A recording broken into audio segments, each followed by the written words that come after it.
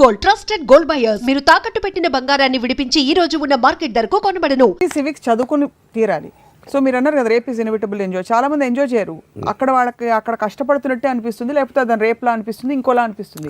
అది ఎంజాయ్ చేయడం బెటరా, దాన్ని పక్కన పెట్టేసి today I declare my freedom, I wear the consequences అనుకోవడం బెటరా? Practically I am asking. Both of them are equal నా ఒపీనియన్లో.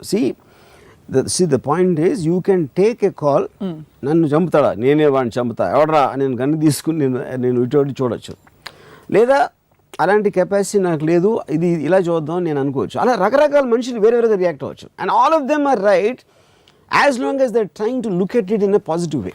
That is what I'm trying to say. ఇప్పుడు హార్డ్ వర్క్కి నాకు వెరీ సింపుల్ డెఫినేషన్, మీరు చేసే పని మీకు నచ్చక చెయ్యాలరా, చెయ్యక తప్పదు అనే మైండ్ స్టేట్లో చేయటానికి, దాన్ని ఎంజాయ్ చేస్తా చేయటానికి ఉన్న ప్రైమరీ డిఫరెన్స్ ఒకటి నేను మాట్లాడుతాను. సో ఒకవేళ అలాంటి స్థితికి నేను వచ్చాను అనుకో, నేను కానీ మా సుధాకర్ గారు కానీ ఎవరో, సో ఏం చేయాలి అంటే, ఫర్ ఎగ్జాంపుల్ ఏదో ఒక షాప్ పెట్టుకున్నాం, కిరాణా షాపు, ఒక 4 ఏళ్ళాక బోర్ కొట్టేసింది, నేనేమిటి అసలు నాకు చిప్స్ ప్యాకెట్ అమ్ముకుంటూ నాకు బోర్ కొడుతుంది, ఏం చేయాలి? అప్పుడు షాప్ మూసుకుని వెళ్ళిపోవాలా? నెక్స్ట్ ఏం చేయాలో ఆలోచించాలా ప్రాక్టికల్గా? ఒకటి, మీరు చేస్తున్న వర్క్ నుంచి మీకు వేరే వర్క్ మీద మీకు ఇంట్రెస్ట్ కలిగినప్పుడు ఆ కంపాటివ్ లెవెల్లో మీరు తీసుకు. ఉదాహరణకి నేను వీడియో లైబ్రరీ పెట్టిన తర్వాత I was financially well of.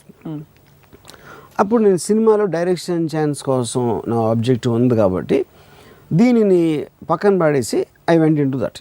అది అయిపోయిన తర్వాత I wanted to do Hindi, or I want to do some kind of film. So I want to meet some people. ఇలాగా కంటిన్యూస్గా నాకు రేపు ఇది కావాలి, ఎల్లుండి అది కావాలి, అవతల ఎల్లుండి ఆ వర్క్ అయిపోయిన తర్వాత నా మైండ్ ఇంకో దాని దగ్గరికి వెళ్తుంది. మీ మైండ్ యాక్టివ్గా ఉన్నప్పుడు బోర్డమ్ అనే మాట రాదు అసలు.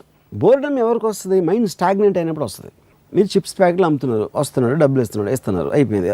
అది ఒక రెగ్యులర్ ఒక మెకానికల్ యాక్టివిటీ అయిపోయిన తర్వాత మీకు మీ మైండ్ యాక్టివేట్ అవ్వడానికి మీకు వేరే దాని మీద ఒక ఇంట్రెస్ట్ జనరేట్ అవ్వాలి. ఇంట్రెస్ట్ జనరేట్ అయినప్పుడు ఆటోమేటిక్గా మీ మైండ్లోనే మీకు కంపారిజన్ వస్తుంది. ఇది బెటరా, నాకు చిప్స్ అమ్ముకోవడం బెటరా, అది చేయడం బెటరా అనే ఒక థాట్ వస్తుంది. అప్పుడు చిప్స్ అమ్మటం ఆపేసి దాంట్లోకి వెళ్తే నా పరిస్థితి ఏంటి, ఒకవేళ అది వర్కౌట్ అవ్వకపోతే నేను ఇక్కడ ఉన్నదాన్ని వదిలేస్తున్నానా, కానీ అది వర్కౌట్ అయితే నాకు చిప్స్ అమ్మటం కన్నా ఎక్కువ ప్లెజర్ వస్తుంది, అందుకని నేను ఆ డెసిషన్ తీసుకోవాలా. అది that is what I'm saying, you are facing the consequence of a decision. లేదు ఈ చిప్స్ నాకు బోర్ కొడుతుంది, కానీ ఇది లేకపోతే నాకు రేపు పొద్దున్న డబ్బు లేకపోతే నా పరిస్థితి, నా ఫ్యామిలీ పరిస్థితి ఏంటి, అండ్ నా లైఫ్ అంతా చిప్స్ అమ్ముతాను అనేది ఒక డెసిషన్. అప్పుడు మీరు బోర్ కొడుతున్నా, అది చిరాకు పడుతున్నా, అది కష్టపడటం అవుతుంది, అది హార్డ్ వర్క్ అవుతుంది. సో అయితే మీరు అనేది ఏంటంటే, మీ యాక్చువల్ సిచ్యువేషన్కి మీరు ఉండాలనుకున్న సిచ్యువేషన్కి మధ్య గ్యాప్ ఉండకూడదు. If there is no gap, whatever it be, అంటే గ్యాప్ అంటే నాకు రోజు ఇల్లు తోడవడం ఇష్టం, ఐఎమ్ డూయింగ్ ఇట్, ఇష్టంగా చేస్తే పర్ఫెక్ట్. అది బికాజ్ ఇట్స్ మెంటల్ స్టేట్. అది మీరు చేసిన పని ఇల్లు తుడిచేది నేను కేర్ చేయకపోవచ్చు, కానీ మీకెందుకో మీకు ప్లెజర్ వస్తుంది అది, you know. So it is your own mind which should perceive the happiness. మీరు చేసేది మీకే నచ్చినప్పుడు, బోర్ కొట్టినప్పుడు, ఇంట్రెస్ట్ లేకుండా చేసినప్పుడు, that comes under hard work for me. So this hard work is almost like it's sounding like it's a cynical way of looking at life. Yeah, it's a very depressing way of life. Yes, and it is you are feeling a low, and all these people manaku mahal chuste telisipotunnaru, just to see the face I know that. So one thing chaala mandi philosophyలు చెప్పారు, dare to dream, fly because wings are yours, ఇలాంటివన్నీ కొటేషన్లు Facebook లో కూడా చూస్తుంటాం. వాటికి అర్థం పర్థం how to apply అనే ఉండదు.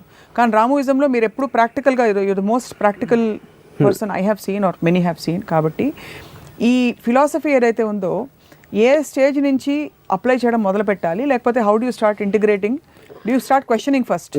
Questioning is the only way.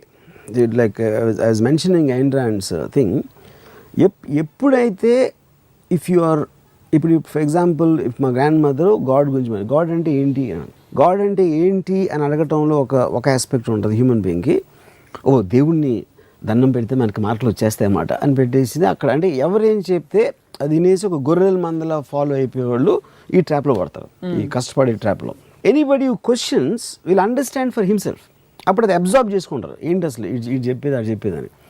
Absorb చేసుకున్న దానికి బ్లైండ్గా ఫాలో అవ్వడానికి డిఫరెన్స్.